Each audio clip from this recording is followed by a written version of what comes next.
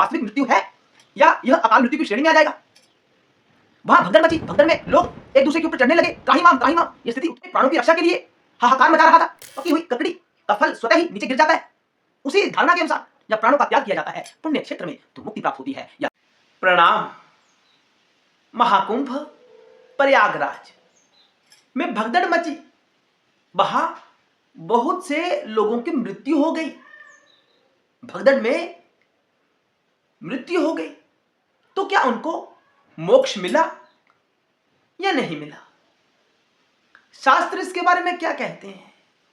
साधु संतों का इसके बारे में क्या मत है? कौन सही कहता है, कौन गलत कहता है? हमारा इसके बारे में क्या विचार है, हम आपके साथ साझा करने वाले हैं। अंत तक अवश्य देखना। कुंभ में गंगा, यमुना, सरस्वती त्रिवेणी संगम, महा पुण्य देने वाला जो स्थिति है वो प्रयागराज में महाकुंभ के रूप में है। सबको वहां स्नान करना चाहिए। यह दिव्य स्थिति आपको दिव्य स्वरूप में स्थित करती है। लेकिन महाराज, जो लोग स्नान करने गए थे, भगदड़ में बहुत लोगों की मृत्यु हुई है। क्या आंकड़ा है कितने लोगों की मृत्यु हुई है? हम इसके बारे में नहीं कहना चाहते। अलग अलग खबर के अनुसार अलग अलग स्थिति है। हम ऐसा नहीं कहना चाहते कि कितने लोगों की मृत्यु हुई है, वहां की व्यवस्था उचित थी या नहीं थी। हम यह भी नहीं कहना चाहते, क्योंकि हम जब अपने छोटे से घर की व्यवस्था करते हैं हम वहां भी डोल जाते हैं। हमारी स्थिति वहां खराब हो जाती है, हम व्यवस्था को पूर्णतया अच्छा नहीं रख पाते हैं। लेकिन वो तो महाकुंभ की व्यवस्था थी, करोड़ों करोड़ों लोगों की व्यवस्था थी। वह व्यवस्था गड़बड़ हो जाए ये कोई बड़ी बात नहीं है।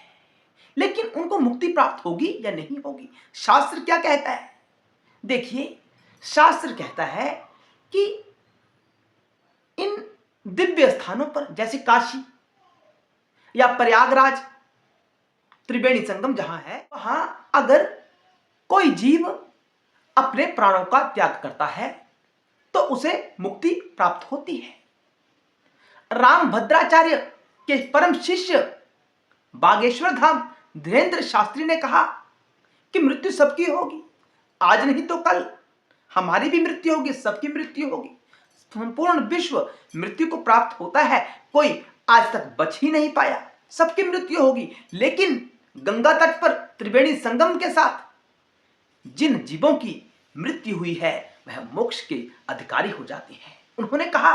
लेकिन उनका तथ्य कहां तक सत्य है? शास्त्र कहता है कि सत्य रूपेण जो लोग यहां अपने प्राणों का त्याग करते हैं उनको मोक्ष प्राप्त होता है, उनको या तो उत्तम गति प्राप्त होती है, उनकी दुर्गति नहीं होती।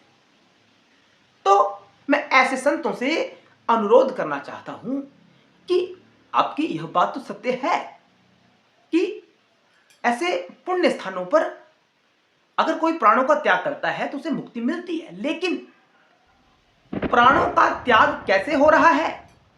क्या वास्तविक मृत्यु है या यह अकाल मृत्यु की श्रेणी में आ जाएगा? वहां भगदड़ मची, भगदड़ में लोग एक दूसरे के ऊपर चढ़ने लगे, त्राहिमाम त्राहिमाम। यह स्थिति उत्पन्न हुई। प्रत्येक जीव वहां जो उपस्थित था भगदड़ में, वो अपने प्राणों की रक्षा के लिए हाहाकार मचा रहा था। उनका जो प्राण स्वयं त्याग नहीं हुआ वो भगदड़ के कारण हुआ। यह अकाल मृत्यु की श्रेणी है, दुख की स्थिति है। हमें दुख प्रकट करना चाहिए। उनको मुक्ति प्राप्त हुई ये कोई नहीं कह सकता, लेकिन शास्त्र कहता है जो स्वयं अपने प्राणों का त्याग करता है वहां जाकर, जिस प्रकार पकी हुई ककड़ी का फल स्वतः ही नीचे गिर जाता है, उसी धारणा के अनुसार जब प्राणों का त्याग किया जाता है पुण्य क्षेत्र में तो मुक्ति प्राप्त होती है या उन्नति प्राप्त होती है, दुर्गति नहीं होती। तो यहां स्थिति बिल्कुल विपरीत है। ये शंकर जानते हैं किसको मुक्ति मिली या किसको मुक्ति नहीं मिली। ऐसे तो कोई भी वहां प्राणों का त्याग कर देगा, जाकर एक दूसरे को धक्का देकर प्राण खींच लेगा किसी के, तो क्या मुक्ति प्राप्त हो जाएगी? नहीं, ऐसे मुक्ति प्राप्त नहीं हो सकती। मुक्ति प्राप्त जब आपको लगे कि मेरे दिन नजदीक आ रहे हैं, मेरी मृत्यु नजदीक आ रही है, तब स्वतः ही उस पुण्य क्षेत्र में जाकर स्थित हो जाओ और वहां अपने प्राणों का त्याग करो। वो मोक्ष की तरफ ले जाने वाली स्थिति होती है।